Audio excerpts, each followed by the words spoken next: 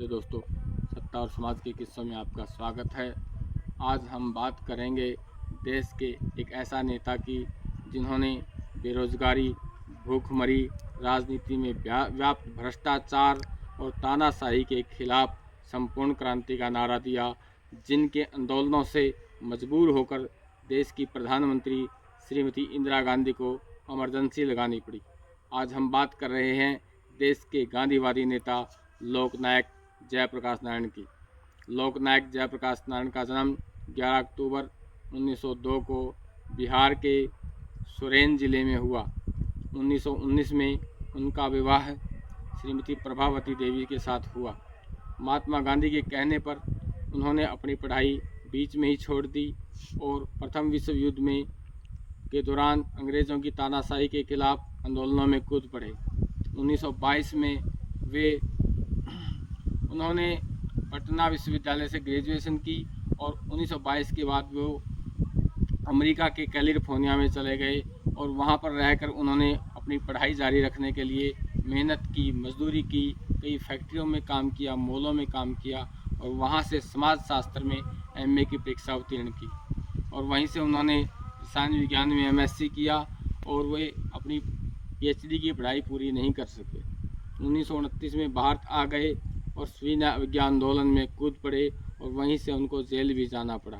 1932 में उन्होंने socialist party का भी गठन किया, जो बाद में समाजवादी पार्टी के नाम से जानी जाती रही है। 1942 के उन्होंने भारत छोड़ो आंदोलन में भी बढ़ चढ़कर भाग लिया और कई बार जेल जाना पड़ा।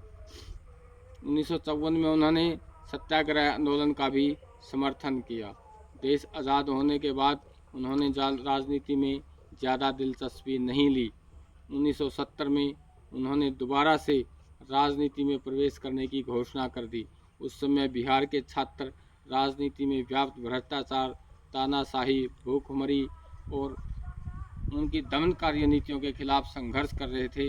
इसके खिलाफ उन्होंने संपूर्ण क्रांति का नारा दिया और पटना के गांधी मैदान में एक बहुत बड़ी रैली को संबोधित किया।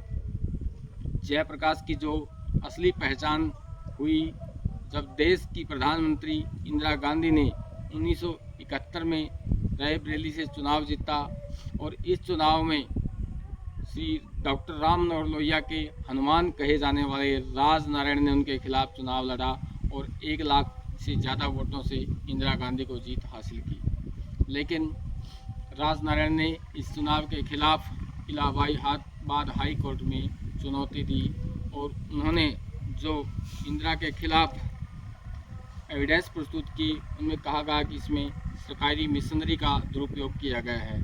वो तो सरकारी मशीनरी का दुरुपयोग तो वो साबित नहीं कर सके, लेकिन पीडब्ल्यूडी के कुछ अधिकारियों के ऐसे फ़ोटो उन्होंने पेश किए जिनमें खुद अधिकारी इंदिरा के प्रचार में लगे हुए थे।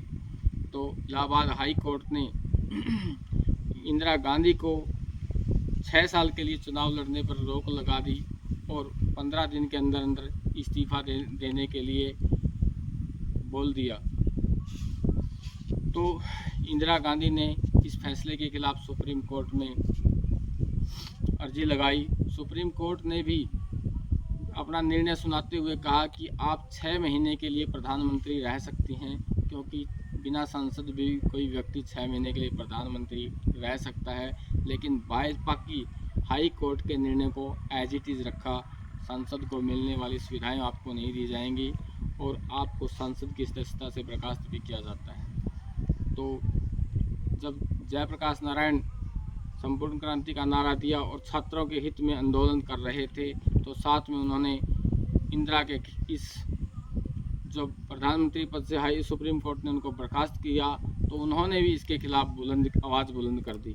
तो मजबूर होकर देश की प्रधानमंत्री इंदिरा गांधी को देश में आपातकाल की घोषणा करनी पड़ी और जयप्रकाश नारायण जी को सबसे पहले सोहना की जेल में डाल दिया गया।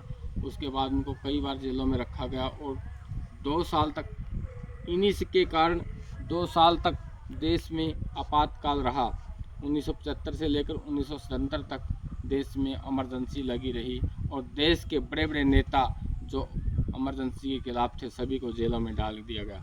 इसी के दौरान उनको जयप्रकाश से जेपी के नाम से प्रसिद्ध हुए।